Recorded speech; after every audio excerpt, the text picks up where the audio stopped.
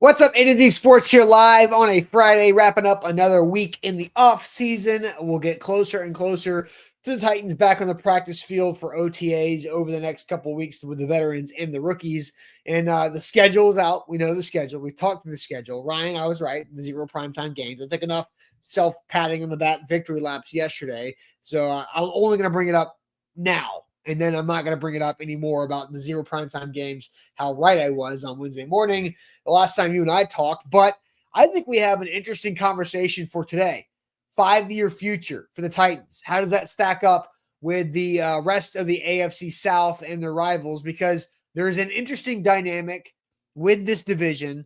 Nobody expects big things from this division, but there's been a lot of draft capital spent in the division. So 5-year futures for these teams. The Titans, the Colts, the Jags, and the Texans. Who is going to have the most success under this current structure of who they have leading their organizations? And we'll go through that, and then we'll talk about who's going to get fired first, which I think is fun. So there's going to be 12 people we're talking about today across the AFC South. Which of those 12 is going to get fired first? And I have another topic that I thought of on the top of my head about who might be the only person here in 5 years.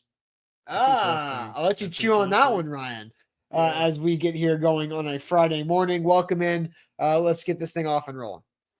Well, you can pat yourself on the back all you want because that was our conversation. So you were 100% right. I was the chicken. I picked one just because I wanted to have some hope in the primetime future of the Tennessee Titans. But unfortunately, I'm wrong. But folks, before we get into here, don't forget to share the show. If you're watching on Facebook, hit that share button in the bottom right corner and get it on your feed. If you're watching on YouTube, take that YouTube link and send it to a friend in your life or one of your group chats. Just find the Titans fan that you know and let them know that A to Z Sports is live and talking Tennessee Titans 5-year futures. You can also repost us on Twitter or X to help spread the word. Don't forget to hit that thumbs up button and leave a like on the show before we get going here on a wonderful Friday morning. Yep, let's do it officially. Welcome to A to Z Sports here live on a Friday morning. I'm Austin Stanley. He is Ryan Roberts of A to Z Sports Film Room. We are Nashville's on-demand sports network, going live weekday mornings at 8 Central Time on Facebook, YouTube, and Twitch.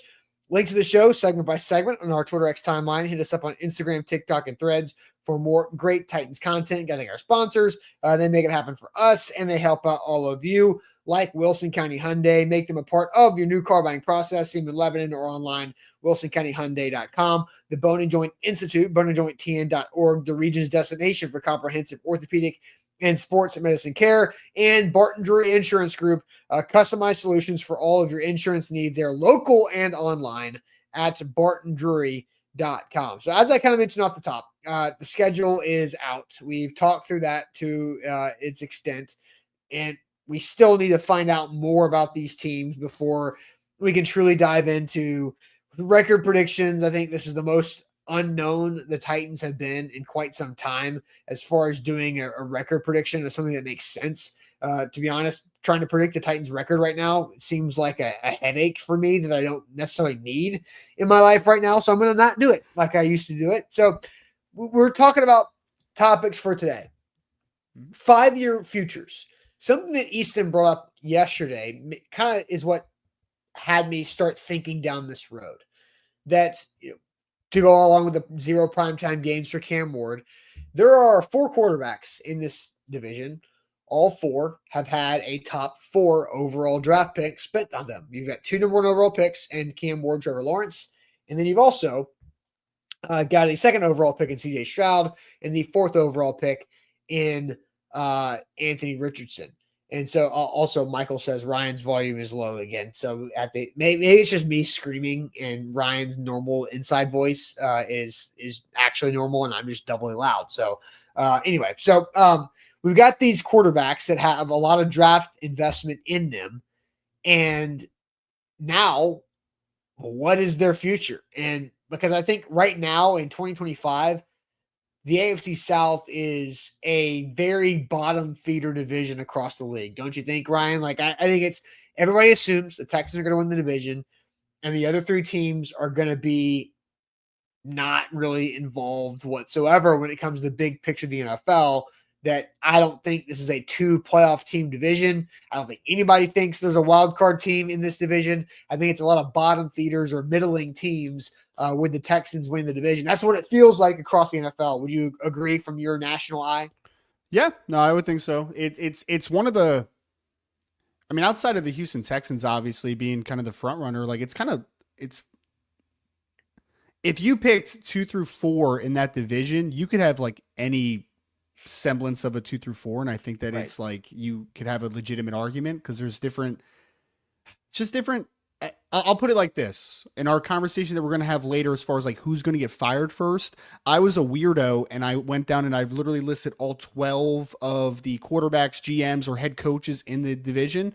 And like, I got to like, after 2, I was like, man, like these are all kind of lumped together because they're kind of in a similar spot right now, a lot of places. Right. So yeah, I think that this is a very muddled division outside of the Texans, and it's going to be interesting to just kind of see how the hierarchy works out because it could kind of go all over the place right now, I think. I think you're right. People can make arguments for who's second, third, or fourth in the division, but at the end of the day, nobody's gonna be like, I care about the order. It's like it doesn't matter. Like just put them 2 through 3, whatever 2 through 4, whatever order you want. Just throw them in there, and we can move on with our day. That's kind of where I think people are at with the AFC South now. But we are going to have a future conversation. So 5-year window, a 5-year future, because Cam Ward was drafted number 1 overall. So he is a rookie contract, 4 years with a 5th-year option. So we're going to talk about 5-year futures, and we're going to focus on 3 people within each of these organizations.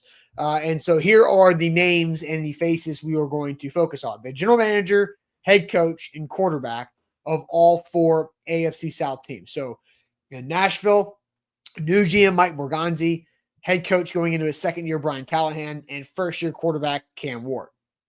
In Jacksonville, first-year GM James Gladstone, 1st-year head coach Liam Cohen, and Trevor Lawrence going into year 5. I think it's year 5. Yes, yep. Yeah, year that 5. Sounds right. Yep. And then you've got in Houston a GM Nick Caserio, head coach D'Amico Ryans, and CJ Stroud, quarterback, is going into his 3rd year, which is the 3rd year for D'Amico Ryans as well. And then you've got the Colts with Chris Ballard, the GM, Shane Steichen, the head coach, and Anthony Richardson also going into his 3rd year, but he has played so few snaps, as we've discussed a few times here on the show. So I think when we're asking the questions today, it's about these 3 names for each organization, because I think that was the best way to try to make the conversation not too broad, not too overwhelming, so we can try to focus on these 3 individuals where I think is it fair to say, Ryan, that those 3 positions in an organization are the 3 most people responsible for swimming or sinking? Absolutely. Yeah. I mean, it's like every time we talk about a somebody getting fired or a situation being bad, there's always a guy that's kind of put it as like the scapegoat as far as like, who's at fault. I remember here in Philadelphia, it literally happened a few years ago because I live right outside of Philly. And Austin, I don't know if you remember like the Doug Peterson situation after they won the Super Bowl. Like 2 years after that, they're trying to figure out who to blame, right? Is it Carson Wentz? Is it Howie Roseman? Or is it Doug Peterson? And ultimately, Doug Peterson got the axe first, then Carson Wentz went, and eventually Howie Roseman's able to be the cockroach there, right? Because he's so good at his job. Howie Roseman's the best general manager in the NFL right now, right? But for a minute, people wanted him fired. Absolutely. Sure. People in Philadelphia wanted him fired because they wanted to figure out which of these 3 high-ranking positions is at fault with our franchise and which one is the reason that our franchise is sinking. So yes, those are the 3 that when you want to pass blame or you want to give praise, it typically goes to one of those 3 spots. Absolutely. All right, so let's ask this question. Which AFC South core will have the most success over the next 5 years? So which of these AFC South cores will have the most success over the next 5 years? So that's what we're talking about. And 5 seasons is this season through 2029. So that's kind of where we're at. Which of these AFC South cores will have the most success over the next 5 seasons? That is where we're going to start the conversation out. I'll put up a YouTube poll here in a second because, hey, the best thing about talking AFC South and division is you get 4 options, and I can have 4 options exactly on YouTube. So we'll do that. But first, I want to tell you guys about the Barton Drury Insurance Group, customized solutions for all of your insurance needs. They are local in the Nashville area. All 4 of those guys on the graphic right there are in and around the Nashville area and can help you out in whatever way they can help you and you need help for any type of insurance product. They are truly a one-stop shop for both personal and business insurance. Zach and I were looking around, shopping around the market, trying to find the right health coverage for our employees last year, and we landed with Barton Drury Insurance Group.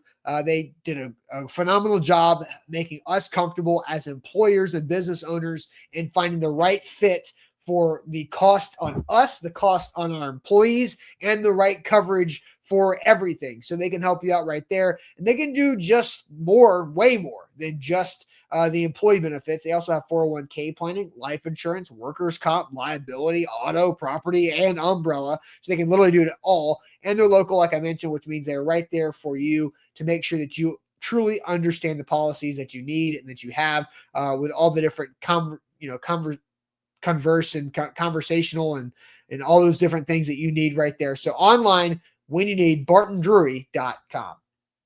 Folks, make sure if you're listening to us live on YouTube, make sure to hit that like button and make sure that you are subscribed to the channel when you know A to Z Sports is going live here. Also, if you can, after the show, go on Google. 5-star Google reviews are very much appreciated. If you want to say something nice, that's always tremendous. But if you want to give some constructive criticism, that's okay too. Just make sure it's a part of a 5-star Google review.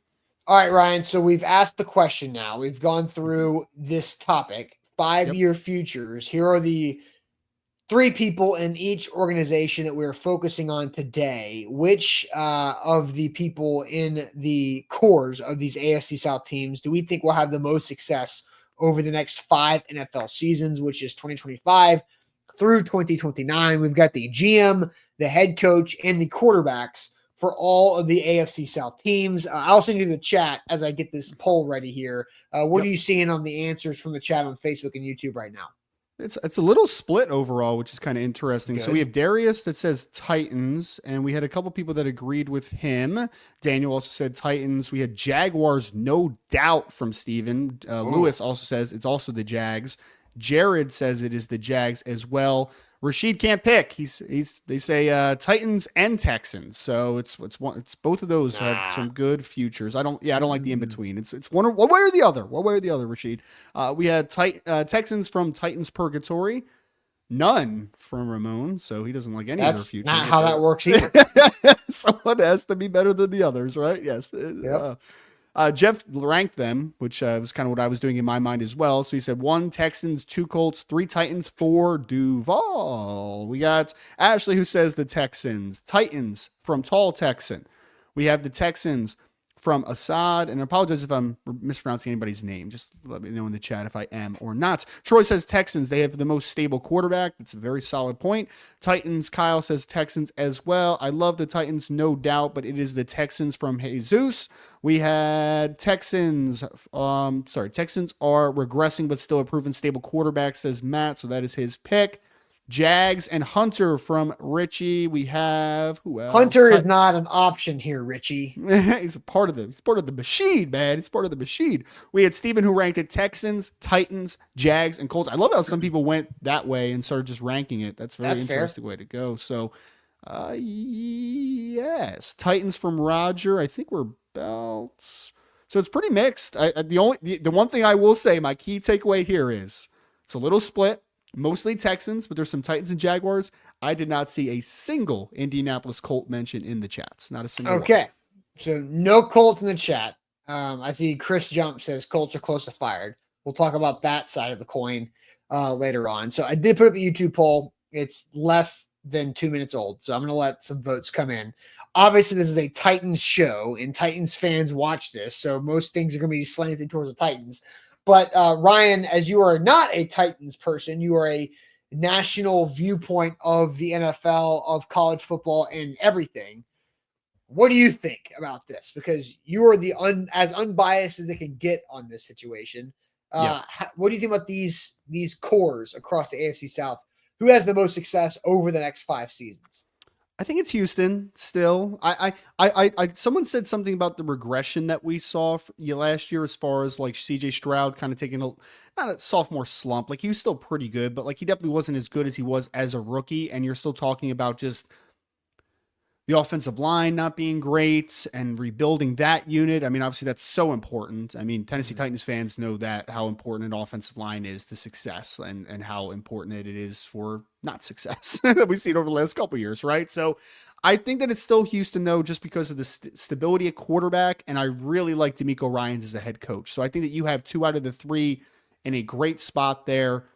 After that, it's just the virtual unknowns, right? Like, I mean, I actually like where the Titans are as far as like foundationally speaking for the future. The only thing that's holding me slightly back is that if Brian Callahan was a first-year head coach and you're coming in with a first-year quarterback, first-year GM, and this is a full reset, like all 3 are in the building at the same exact time, I would feel very good about where the Titans are, but it is just a little bit of a different windows of opportunity, which is kind of interesting, but I would go the Houston Texans number 1, and I would agree that the Colts are last on that list. If we rewind to early January when we were talking about who deserves to be fired from the Titans 3-14 season, I think a lot of people were thinking the same thing you are, is if you're going to fire one, fire them all with the Titans. And they didn't. They fired Rand Carthon. They kept Brian Callahan. And for reasons that we've gone over a lot over the last several months is that they just didn't think Rand Carthon was the right guy for that job. They think Brian Callahan is. They obviously blamed last season a lot on Will Levis and Rand Carthon. So they move forward with the current structure that they have, with Chad Brinker overseeing everything, Mike Morganzi being the guy at GM, Callahan, and then drafting Cam Ward, with everybody being on board. So I think so 5 years is interesting. 5 years is a long time in the NFL. And apparently we're at Facebook Live is having some issues. Yeah. So come on over to YouTube and hit the like button when you come on over. Yeah. Yeah. Jump over on YouTube while you're at it. If you can't get some consistency on Facebook, which is not our issue. That's a Facebook problem right here. So 5 years is a long time in the NFL. So the Texans will have to more likely than not pay CJ Stroud a year from now, right? Yep. Mm-hmm. How does that impact the rest of it? D'Amico Ryans is a defensive-minded head coach. Bobby Slowick was the offensive coordinator. First year it was great. Second year was not. He gets fired. So now there's a new voice in CJ Stroud's head. Does that rotating door continue to be either OC gets fired or OC gets a head coaching job after a 2-year cycle, which is what we've talked about a lot when Mike Vrabel was the Titans head coach, was you either have an OC that gets a head job, or then you have an OC that gets fired. That happened both times with Vrabel, twice, both directions. And so that's a tough thing on quarterbacks to deal with.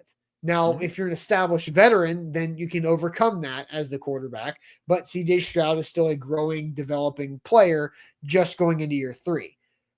The Colts, I think, are in a tough spot because they have an unproven quarterback, a coach that we all think is good but doesn't have a quarterback, and then the GM who somehow has kept his job year after year after year and not having figured out the quarterback position more than a year. Yeah. Then you've got the Jags, who have brand new GMs and head coaches, but a quarterback that was paid by the previous regime.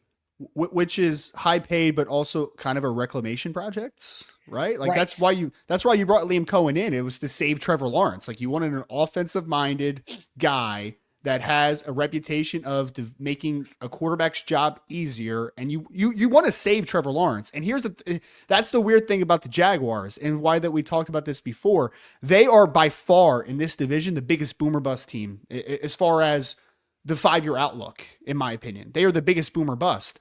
This could end up being great, potentially, right? Like if Gladstone is the young whiz kid that people think he is as a general manager, and Liam Cohen meshes well with Trevor Lawrence and he gets the most out of him, the Jaguars could be very good in a couple years. They could be in a very good situation. Or Liam Cohen's, and I'll say this, and I can't say the gentleman's name, but I do know someone that has been around Liam Cohen previously in an organization. I can't say which organization. And I Well, asked him about, he's headed up a bunch of different jobs, so it could be like yes, 4 different yes. places. Yeah. So He's been in you're Kentucky, covering your Los bases. Angeles. Like he's been all over the place. So Yeah. the gentleman that I know that has been around Liam Cohen, I asked him his opinion of him as a head coach, not an offense coordinator, because I think most people would agree that guy knows offense. Absolutely. But I asked, how do you think he'll be as a head coach? Again, this was a guy that worked with Liam Cohen, and he had said, I don't think he's a head coach type. Yeah. That was word for word what he said. Now, he could be right. He could be very wrong. Who knows, right? That's why it's a wild card. He's goofy. He's a little eccentric. Like, we'll see if that one works out. It could be great, or Liam Cohen might just be a really good offense coordinator who's not a head coach, and that sinks the ship. And then the question will now be of like, do you offload him first or Trevor Lawrence first? And those conversations are going to get super muddy. So that is by far, in my opinion, the biggest boomer bust situation, not only in the AFC South, but like in the NFL. The Jaguars are one of the biggest boomer bust teams over the next 3 to 4 years. And the Titans are kind of the cleanest slate to build on in the AFC South. So I think my answer, and now I'm going to go to the YouTube poll and see what we got here. Because again, Titans fans watching a Titans-based show, the Titans are leading the YouTube poll with 56% of the vote. Which AFC South core will have the most success over the next 5 seasons? The Titans with 56%, the Texans at 30%, the Jags at 10%, and the Colts at 6%. And that number is still kind of bouncing. The percentages are kind of bouncing around a little bit. But overwhelming, the Titans with the leading vote here, which I think is crazy. Yeah, it's a little crazy. Yeah. Would you? So I think, and we're on the same wavelength, right? Like it's the Texans as far as it has like to be most, the Texans, right? But again, like, yeah. Okay, I'll get to my like to continue the conversation. Yeah. My next question that I've been kind of saving. Sure. Of these 12 people, of these 12 names, which is the most likely to still be in their same role in 5 years or after 5 seasons, like entering the 2030 year? For me, it is. I think there's one person that is most likely, hands down, the only one that you can get as close to guaranteeing or locking in that they're still going to be in that same job after 5 years. So I'm going to guess that your answer is CJ Stroud. Is your answer CJ Stroud? That is my answer, yes. Okay. My answer, I actually had CJ Stroud second. I had DeMeco Ryans above him just based upon his age combined with the Texans were a dumpster fire before DeMeco Ryans got there, and he quickly had that turnaround. I would be very shocked if he just trended downward so much that he's out of there in like 5 years. Like I would just be very shocked. So I think that it's a very close conversation for me as far as CJ Stroud versus DeMeco Ryans. But I understand why that's your answer, because you're anticipating he's going to get a big contract soon, right? So he's going to be locked in. You're not going to be able to offload him even if he has a crazy, horrible regression, right? Like he's going to be the quarterback in the Texans in the next 5 years. I just also think that DeMeco Ryans is going to be the head coach for the Texans in the next 5 years as well. That means DeMeco would be entering year 8 as the Texans head coach, right? Yeah. 8 years is a long time to be an NFL head coach for one team.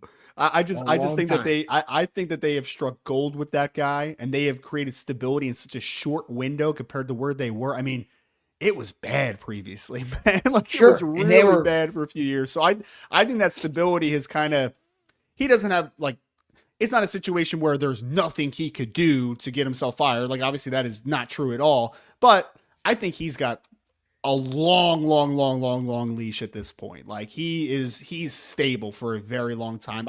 I just don't, I don't see a but the scenario coming. But like we talk about with the Jags, if you get into who you're going to stick with, the quarterback you paid a lot or the head coach who might not figure it out. Because CJ Stroud's going to get paid unless year 3, unless this season for CJ Stroud bottoms out, which I don't necessarily see that happening. That would be weird and wild. Yeah. But he's going to get a contract, and that contract's going to be 50 plus million a year on average. Easy. Yeah. Close to Yeah. 60 maybe. Yeah. And CJ is going to have some ups and downs, right? Let's say in 2028, CJ Stroud's making $60 million a year and they have a bad year of offense. You're like, well, next year's cap hit for CJ is about to be 65 mil, and we can't allow that offense to struggle again because in 2029 the cap hit's going to be 72 million. And so, do we need to move on from head coach D'Amico Ryan, who's been here for 6 years, to try to get the offensive guy to take CJ to the next level? Because now CJ is approaching his late 20s to 30s. We got to make sure that CJ, who we've invested in, is going to make it. That's where D'Amico Ryans gets the axe. Yeah. No, that's an interesting thing that I hadn't even thought about, to be honest. Like that I think that is a very strong part of the argument. Money talks at the end of the day, right? And when CJ Stroud is making $50+ million a year, he obviously has a lot of leverage in a lot of different ways as far as being a part of the program. So this actually, I am being 100% honest about this. I drew a line. I had Stroud then Ryans as far as the top two there. And I drew a line because those are the only two that I am pretty confident will be there in 5 years. Those are the only two. After that, it's like, you can convince me Nick Caserio is still there. You can convince me that Cam Ward is still there because he plays really well and he gets to a second contract, all those types of things, right? You can convince me that a few other guys make it, but those are the only two guys that I would say, like, if you had to ask me, am I really confident they'll be there? Yeah. Those are the only two on my list. I think Caserio is kind of riding the success of the other two because it was his decision to hire D'Amico Ryans, and he was the guy who drafted CJ Stroud. So he gets the credit if those two guys work out. So he's just tied to them for the most part. So I think when it comes to the Titans side of this, I do think the Titans are second on the question of who can have the most success in the next 5 seasons. Behind the Texans, I had the Titans because I think Cam Ward, I'm not a believer in Trevor Lawrence. I'm definitely not a believer in Liam Cohen. Even before you said what you said about the guy that worked with him before. I don't think he is a head coach type either.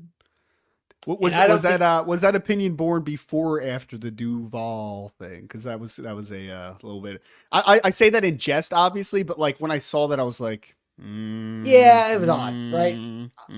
I think Liam Cohen, his job jumping is a red flag.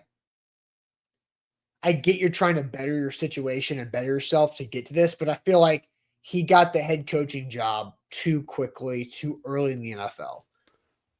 I also didn't like his process either, right? Where he was like lying about being there, and like that whole situation was very strange as well. So yeah, I there's a few things that I'm just like, antennas kind of come up a little bit with Liam Cohen in a lot of ways, right? Yeah, for sure. So the reason why I had the Titans second is because I believe in Cam Ward more than I believe in the long-term future of Trevor Lawrence, and way more than Anthony Richardson. And I think the quarterbacks are the ticket here, because if the quarterback works out, then Brian Callahan gets a longer leash, which means that Mike Morganzi gets a longer leash, which means the Titans can truly build and execute their plan of the 2 to 3 year rebuild. It's all about Cam Ward. And that's kind of it. It's if Cam Ward doesn't work out, then everybody's fired. Yeah. Well, and these days, how long of a leash does a top pick get? 3 years? Yeah. Yeah. Well, I was going to say too, is because I said it already. I think the Colts are last on this list for obvious reasons. And we'll talk more about that as far as like who gets fired. I'm sure it's like, just pick which Colts guy you want to be fired first. You know what I mean? But for me, it's like, if you're distinguishing between the Titans and the Jaguars, I already mentioned it. The Jaguars are very volatile. They are a boom or bust situation. I think the Titans is a lot more. You can argue the ceiling isn't quite as high, but I could also argue that the floor is much higher in the Titans situation than what the Jaguars are working with right now. And that stability is why they would also be second on my list as far as like trusting. Because ultimately, if I'm a bettor, I want the higher floor situation of which one's going to work out. And I think that the Titans have a higher floor than the Jaguars. The ceiling might not be quite as high, but if we're trying to be like confident in something, I do think that the more stable situation is the one that I will put my confidence into. Yeah. Now Jeff says, who's a Colts fan, Colts are not last, not even close, Ryan. I think most people have the Colts. Like the votes are the Colts are last. Yeah. Like that the YouTube poll, the Colts have 5% of the vote. Isn't it like, I'm guessing a lot of that's probably Jeff. I mean, so here I'll even paint it a different picture. I think there's tiers to this conversation. For me, the Houston Texans are in a tier by themselves. The next tier is the Titans and the Jaguars. You can argue which one is second, which one is third. And then I think there's another tier break, and then it's the Colts. Like, I don't think the Colts are in that second tier. Like, they are in a bad situation right now, man. You have had a quarterback, head coach, and general manager that could conceivably all be fired after this season. In every other situation, I don't think there's any other situation where everyone is out after 2025 if things don't go well. The Colts are the one, though. They're like, if the Colts don't have a good season, they're all gone. Like, I think they have a full building reset if they have a bad season in 2025. Jeff says Titans fans hate the Colts. Are you surprised? Well, and then he says Ryan's on crack. Ryan, what is your connection to the AFC South? Do you have any connection to any team in the AFC South? I live outside of Philadelphia, man. Like, I have no. If anything, do you consider yourself an Eagles fan? No, not really. Right? No. I'm a Rams fan. I married into an Eagles family, so my wife loves the Eagles. But I actually. I would be called an anti-Eagles fan, I think, around here. Like, I don't hate them necessarily, but I also don't root for them. Like, I'm just there. You know what I mean? Like, if anything, like you, or if anything, maybe your in-laws are hoping Shane Steichen has success as another Eagles protege. Philadelphia Eagles fans would take Shane Steichen back in a heartbeat. Like, everyone around here loves Coach Steichen because obviously he was a great offensive coordinator for Philadelphia. Yeah, I'll even say this, Jeff. The second most place I visit every single year, outside of any place in my surroundings, is Indianapolis. Or Indiana, just in general. I go out to Notre Dame games every year. I go out to Indianapolis for the Combine every year. I literally just go to New Jersey, Pennsylvania, or Indiana. Like, that's the only place, right? I've never even been to Tennessee.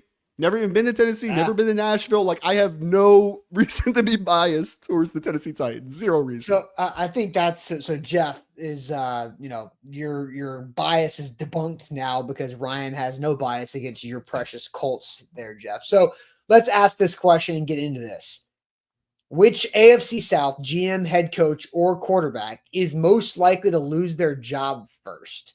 Which of these 12 people are more likely to lose their job first? Borgonzi, Callahan, Cam Ward in Tennessee, Gladstone, Cohen, or Lawrence in Jacksonville, Caserio, Ryans, or Stroud in Houston, Ballard, Steichen, Richardson in Indianapolis. We'll get to your opinions, your thoughts on that. Who is most likely to lose their job first? How about this? It doesn't matter where you are. You don't have to have never been to Nashville if you want to join Lipscomb University's Sports Analytics program. It is a online sports analytics degree, a grad program that you can take from the comfort of your own home. If you live in the Bahamas, if you're sitting and living that beach life, you want to continue your football education, you can do that. Your sports education, you can do that with Lipscomb University's Sports Analytics program, nationally recognized university that is one of the few on the forefront of the sports analytics educational pathway to make sure that you can turn this passion into a career. How do you do that?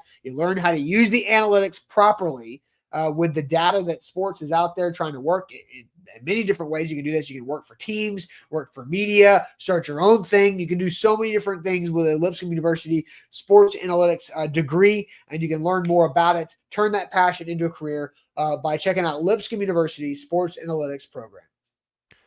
Before we continue to break down the AFC South and job security here, make sure that you like the show live with us on YouTube. Make sure that you subscribe and just share it to a fan. We really appreciate it. After the show, you can go give us a 5-star Google review. That always helps us out most here at A to Z Sports.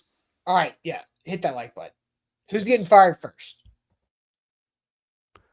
Well, we have some mix again in the chat, which is interesting. But okay. We'll start with Richie, who says Brian Callahan will be fired first. He started out hot there. First comment, man. We had Rashid who says the Colts. Just the Colts. Just the Colts in general.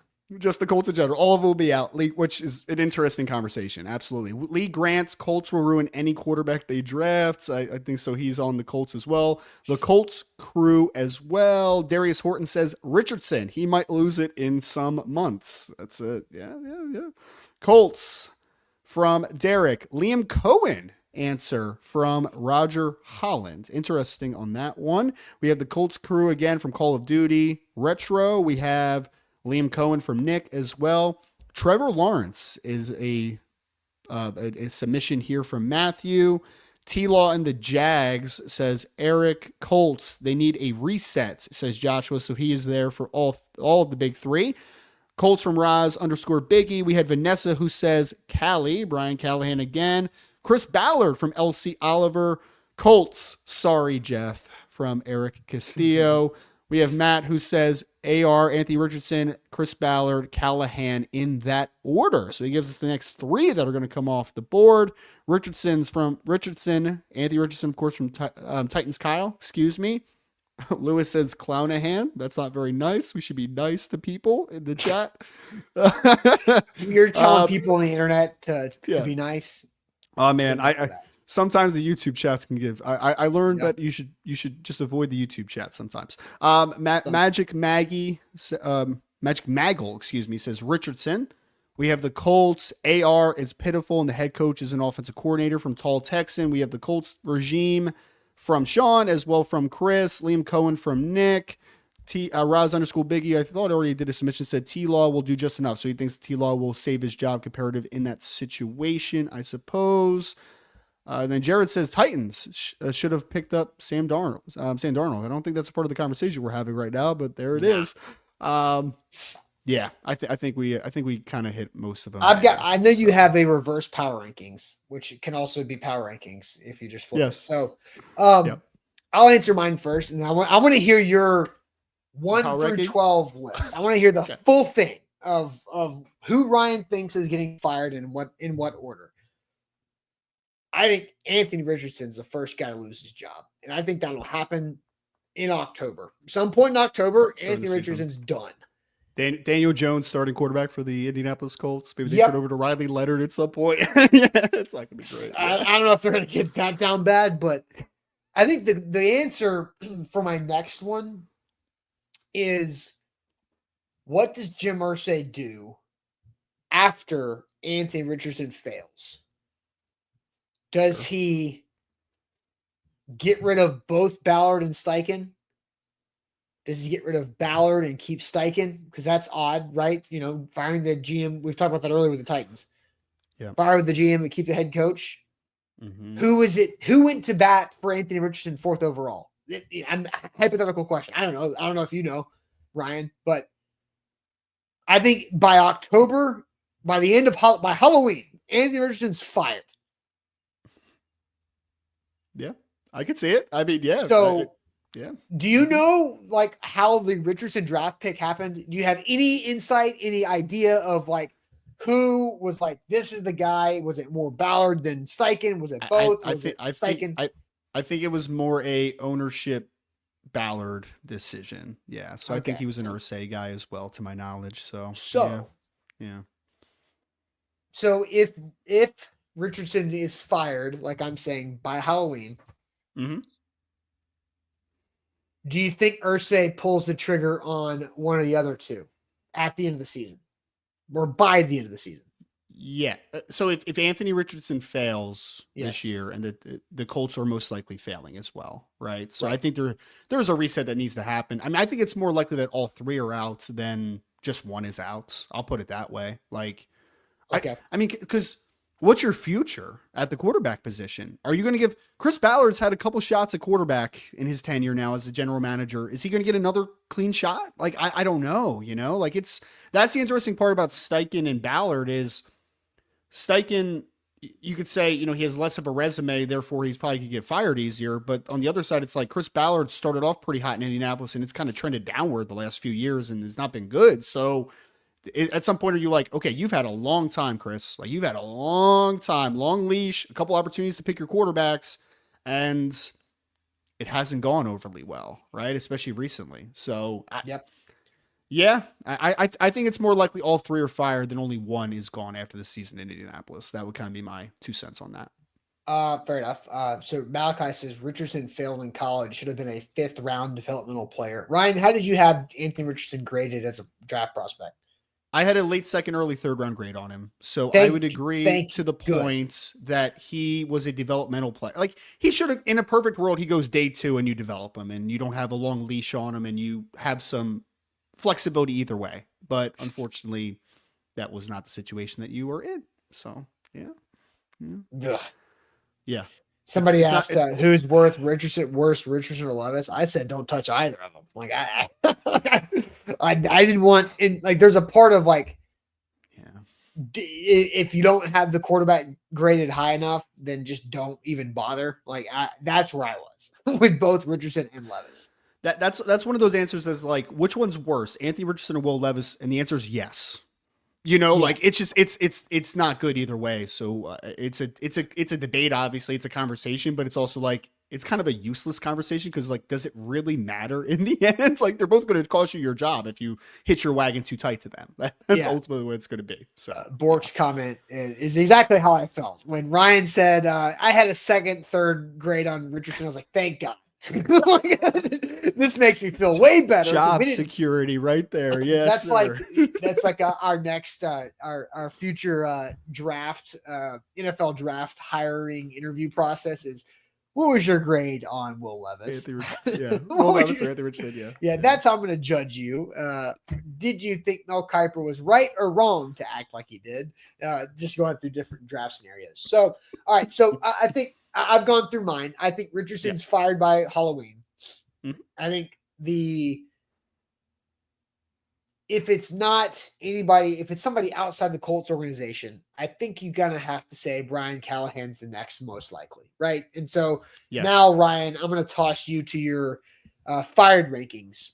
How do you order these 12 people in most likely to get fired to least likely to get fired over the next 5 years? Mm-hmm. Yeah, so we're on the same wavelength here. This is in, I guess, technically ascending order as far as like the amount of time that I think that they are going to keep their jobs, right? Okay, so you're going from most likely to get fired to least likely to get fired or not be there in 5 years. Yep. Good deal. Over a 5-year period. Yeah. Yep. Anthony Richardson's number 1 on my list, right. And he's number 1 with a little tear break after it. So Anthony Richardson, Chris Ballard, Shane Steichen. I then have Brian Callahan. I then have Liam Cohen. I then have Trevor Lawrence, James Gladstone, Mike Borgonzi. Okay. Yes. Was there a tier break? You had a tier break after Richardson. Is there another tier break with like the next 6 names you listed? Because you went through all 3 Jags. Yes. Callahan, Borgonzi. I would say it'd be Richardson, then Ballard and Steichen in a tier. Then it would be Callahan in his own tier. Okay. And then I would get into the Jaguar situation, I think is how I'm looking at it. Okay. Yeah. And then after Lawrence, I have Gladstone. What was it? Borgonzi after Gladstone was who I had next. So Gladstone, Borgonzi, Cam Ward, Nick Caserio, CJ Stroud, D'Amico Ryans. So you got all 3 Texans at the very bottom, most likely to make it to 5 years. Mm-hmm. Then Cam Ward. Mm-hmm. Then Cam Ward. Sorry. So in that order, it's Ryans, Stroud, Caserio, Ward. I have Borgonzi, Gladstone, Lawrence, Cohen, Callahan, Steichen, Ballard, Richardson.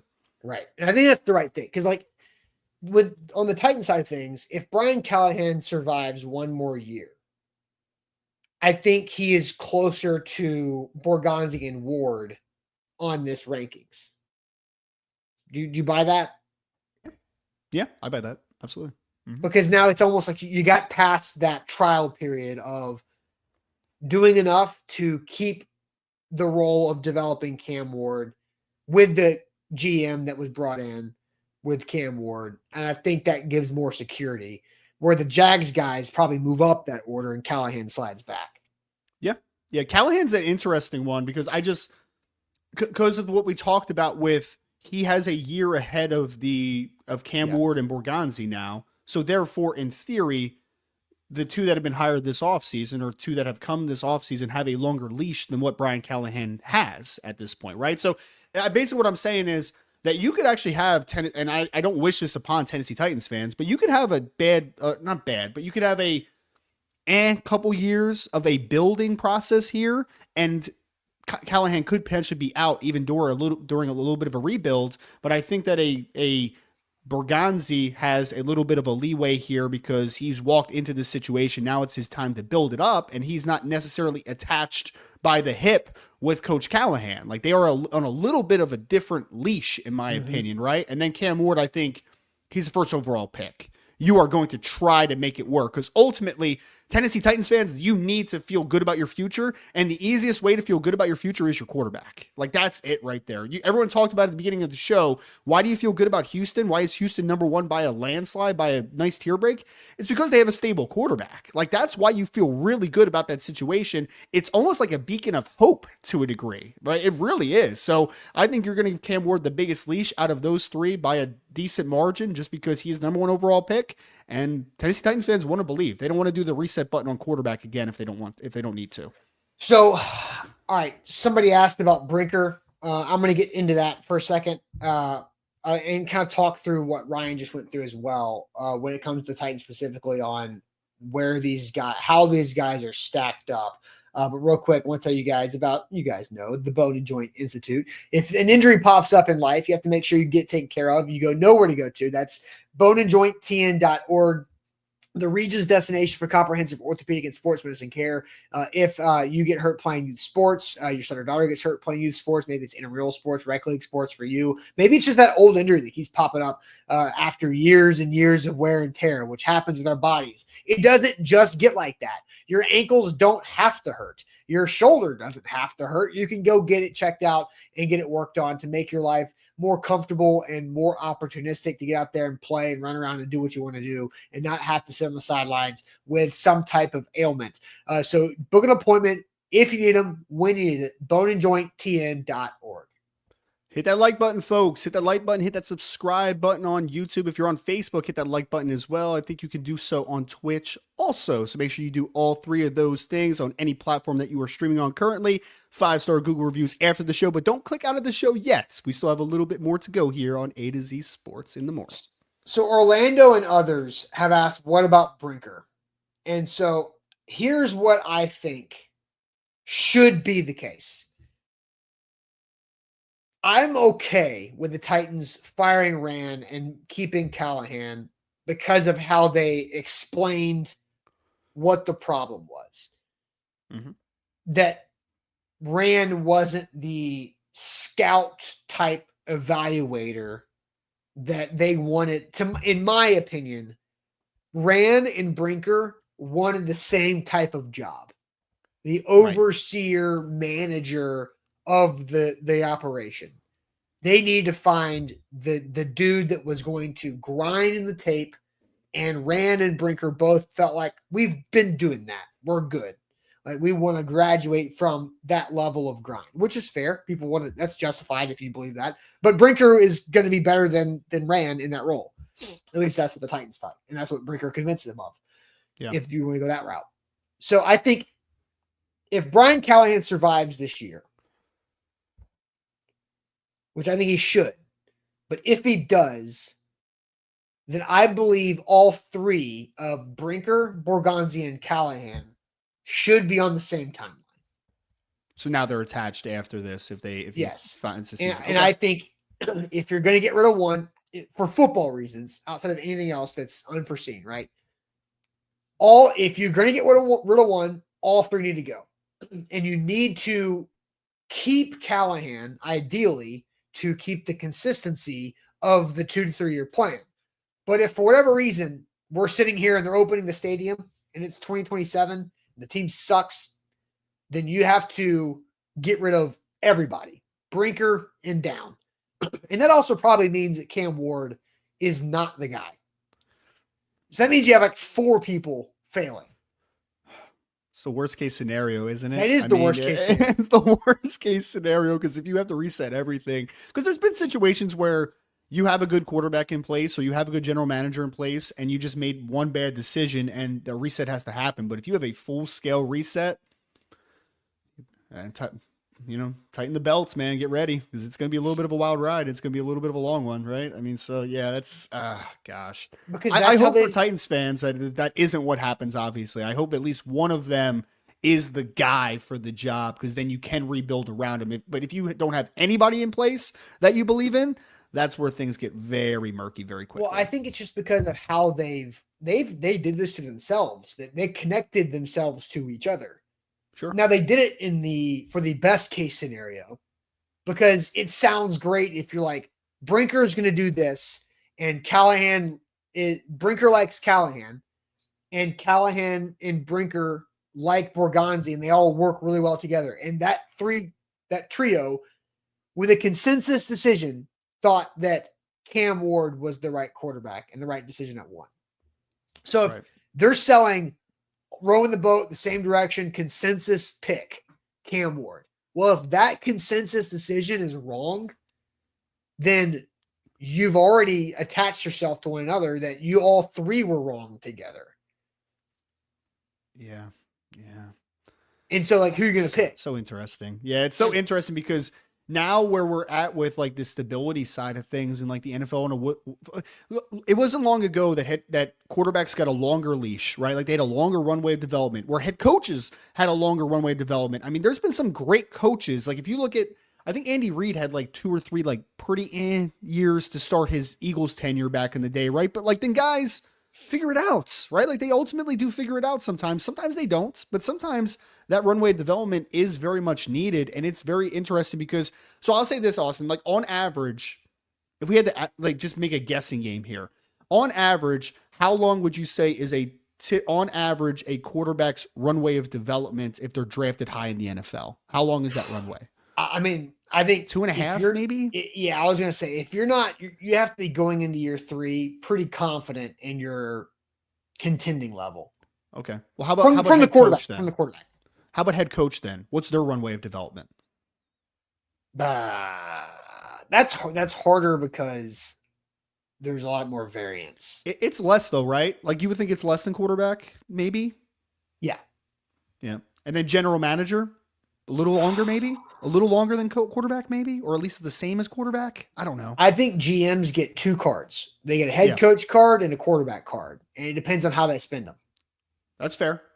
So in theory, though, if you spend it correctly, at least 1 out of 2, you do have a little bit of a runway potentially. So it's just interesting when you kind of put them all together because we do attach guys to the hips, obviously. But in theory, a quarterback's going to get longer than a head coach typically to figure it out slightly. And a GM is probably going to get a little longer than a head coach as well. So like in that theory as well, Brian Callahan is a year head start in this conversation. So how long until you know Mike Borgonzi is not the guy or he is the guy? How long until you know Cam Ward is the guy or isn't the guy? Same thing with Coach Callahan. It's different runways of just success, which is very interesting. I also think it's interesting too, because we're talking about 5 years from now and what can happen over this 5 years.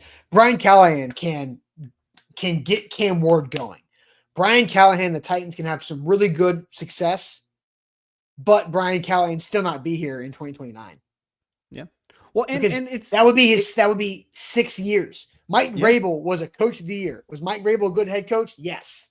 Yeah. Mike Vrabel lasted 6 years as the head coach of the Tennessee Titans, which is the exact same time that we're talking about. Callahan's got 1 year under his belt. We're talking about 5 years from now. There's a lot that can happen during the next 5 years. 5 years is a cycle. Like the shelf life in the NFL is so quick. Like you don't know what the window of competing is. And for Vrabel, it closed faster than we all thought. When it was 2021 and the Titans were fighting for the number 1 overall seed and they had it, you didn't think Mike Vrabel had just 2 years left of his life in Tennessee. You didn't think John Robinson was going to be fired less than 12 months later. They both just got extensions. Yeah. Well, and that's how quick it can change, though.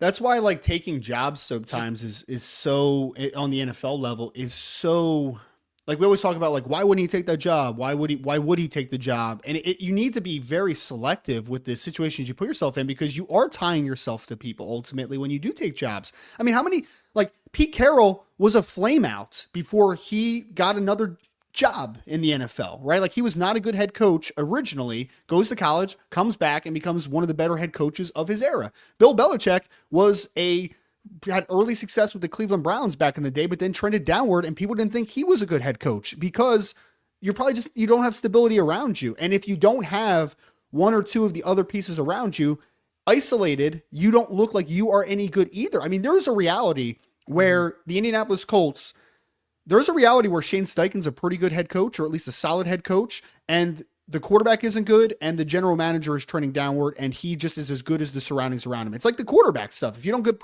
put good support around a quarterback, typically he doesn't play well. Like, that's just very basic stuff, right? So it's so fascinating because it's so hard, I think, to just isolate what is a head coach's fault, what isn't a head coach's fault, what is a GM's fault, what isn't a general manager's fault, what is a quarterback's fault, what isn't a quarterback's fault. Like, this is why these conversations this time of year are so fascinating. And nobody, I saw someone in chat say, like, we're trying to fire people already. No, we're not. We're just talking about where are they now? Yeah. What do they need to prove? What's the next step? And what is actually everybody's fault in the situation that they are in at the moment? Like, that is the nuance of this conversation.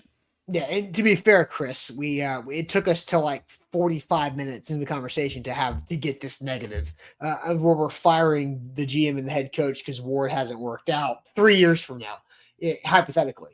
Nick says, Austin, you could say the same thing about D'Amico Ryans that I said about Callahan. Oh, I did earlier in the show. Like, that's the whole point, is that I think CJ Stroud, of the 12 people we've talked about today, CJ Stroud is the only person that I think you could argue as a lock to be in the same spot that they currently are 5 years from now. The only person, because CJ Stroud is going to be in year 3 of a new contract. Yeah. That's probably a 5-year deal. So it's like right before the Texans can probably get out of it, you know? Yeah.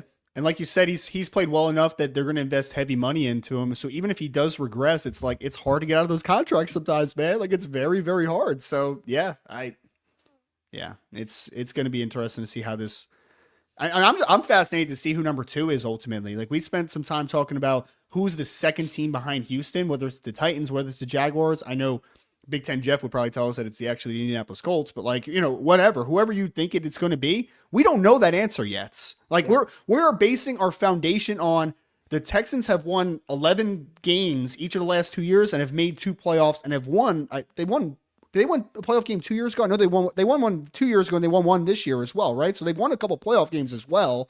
So it's not like it's not like they've been a hollow regular season team and haven't done anything in the playoffs. Right. Like, yeah, they haven't gotten to the championship yet, but they have won playoff games in back-to-back years, which is pretty good. They beat the Joe Flacco Browns 2 years ago. I'm not and then sure. They won one this year, didn't they? I think they won at least one game this year. So yeah. The wild card round of playoffs feels like forever ago.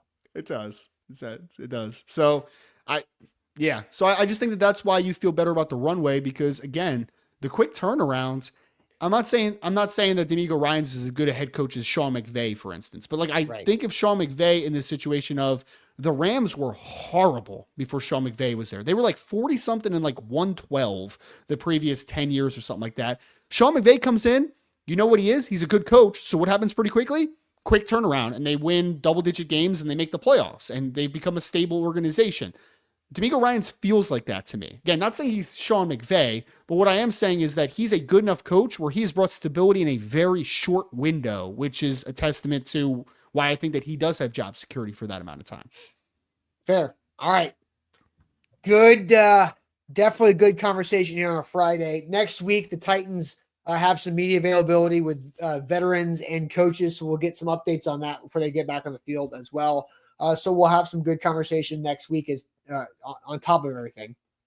But it is now time to wrap up this week with some Friday good news. If you have good news in the chat, please share it. So good news on a Friday to send us the weekend.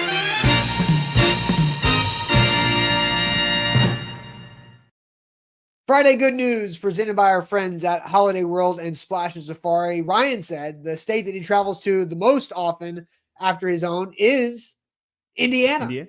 Yeah. So it's Indiana. That's where Holiday World and Splash Safari is, which is just 2.5 hours north of Nashville. So if you're looking for that family fun this summer, a weekend trip, you can go to holidayworld.com for your tickets. They've got great roller coasters, great water slides, a water park, and a theme park for everybody, celebrating 25 years. That is now officially open in Santa Claus, Indiana, just a couple hours north of Nashville for the whole family. So good news, good news. If you see good news in the chat, go ahead and get to that, Ryan. Actually, I'll go ahead and get some good news while you get your good news going. Vanessa says her garden has strawberries everywhere. So happy strawberry winter for Vanessa, getting some strawberries there. Stefan says he got a promotion at his job.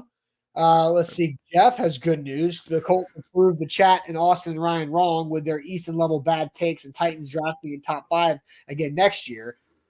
The Colts have a very solid core outside of Richardson, who I expect to take a step forward with his goggle glasses. Okay. Well, look, the Titans could absolutely pick top 5 next year. That's not what we're talking about, right? We're talking about the next 5 years. I think it's probably not a bad thing if the Titans somehow get a high pick again. If you had success with Cam and you prove that, how can you Joe Burrow this thing and go find yourself a Jamar Chase? That's without Cam getting horribly hurt. Good thing they don't play in Washington this year. So that's good for towards me. What's your good news here, Ryan? So my daughter, 4-year-old, is now old enough to appreciate sports, which is great, Austin. So this happened the other day. Me and my wife are talking about the schedule release, and obviously tickets are on sale now and all that type of stuff. My wife's like, hey, do you want to go to the Eagles-Rams game? I think it's week 3 this year. It's at Philadelphia. And we're talking about it. And for the first time, I have a 4-year-old and a 2-year-old this month. My 4-year-old said, Mommy, Daddy, can I go to a football game? And I'm like, yes, you can, my young child. Yes, you absolutely can. Absolutely you can. So we're getting to the point now where she likes the interests that her parents have. She wants to go to a Phillies game. She wants to go to a football game. So shout out to the development of kids, I guess, and hitting the age where they can appreciate. I told my daughter the other day, I went in yesterday to read a book to her class, and I had to kind of say like what my job is, right? Like that type of thing. And my daughter, before I even said anything, shouted, my dad's a sports writer. I'm like, yes, that's it right there. The life goal is to be the cool dad on career day, even if that's not career day. So shout out to my daughter finally understanding exactly what I do for a living and liking sports, which I was a little anxious, a little scared for a little bit that she wouldn't like sports, but at her young age, it appears that she does like sports, which is great. That's awesome. That's a fun story. That's a good news right there. So some more good news. I see Nick says, how about Rams, right? Titans home opener with the Rams. Nick says he bought tickets yesterday for the Titans home opener for the first game since the Miami in 2021 game back there. So let's see. Jeff says, I've bookmarked this show, by the way. Congratulations. Can you bookmark a YouTube show? I didn't know that was a thing. He's on Facebook, so I don't know. Oh, maybe. Okay. Fair. Smash says, good news. Took the day off just to hang out at the pool. It's supposed to be 96 outside today. I don't know where Just Smash lives, but it's not 96, thank God, here yet. Now it's going to be in the mid 80s in Nashville before we know it today. So good news coming in here. Sean says, I live in DC and can't wait till they play the Commanders again. He's still pissed from last year, which is definitely fair. Let's see. More good news. I'm looking for good news. Jeff says the Titans will need Jeremiah Smith. Sounds great, but that ain't for the 2027 draft. So everybody's got to cool the jets on Jeremiah Smith for that. He's gonna petition the NFL to let him get special eligibility so he can leave after his sophomore season. That's gonna happen. Yeah. The petition is gonna happen. I mean, he could. I mean, no. I mean, no. They're going to say no because they can't make those exceptions. exceptions. But if he could, he'd be a top 10 pick next year. So for sure, pretty good player. My good news is schedule related. I kind of dropped this yesterday, but the Titans have a bye week, November 9th. The Tennessee Vols have a bye week, November 8th. That's incredible. Yeah. The full weekend of no responsibilities. For me. You're gonna party all weekend? You're gonna go on a little trip, couple day trip? It'd be a great idea. Maybe. So early November, which is also a Veterans Day-ish. Usually there's a holiday, people around there, but that doesn't mean anything to us. Veterans Day, we just work. It's a work day, right? November 11th, work. All right. But still, like back-to-back buys, that's awesome. That's a great simultaneous buys on back-to-back days in the fall is a big-time win for me. So that's my good news, because whenever the schedule comes out, just like you guys did yesterday, it's all right, what are the gaps in the schedule to maybe take a trip here or there or travel, and with primetime game situation, no primetime games for the Titans. They do have some late afternoon games. So, but man, just a straight up bye week for me all across the board is a big deal in early November. It's nice when you could disconnect for a day or two, right? Where you're just like, because I mean, I said this the other day, man, and you know this obviously, but like, you gotta love the grind in this business, or the grind will kill you. Like, it will absolutely kill you. So, but it is nice to just have a reset once in a while, where you just get a day or two to kind of just detach a little bit, let people do their thing, and get back rolling on a Monday. So exactly. All right, guys, that is it for us this week. It's been a great week of shows, great week of content. More next week as we get deeper into the off season.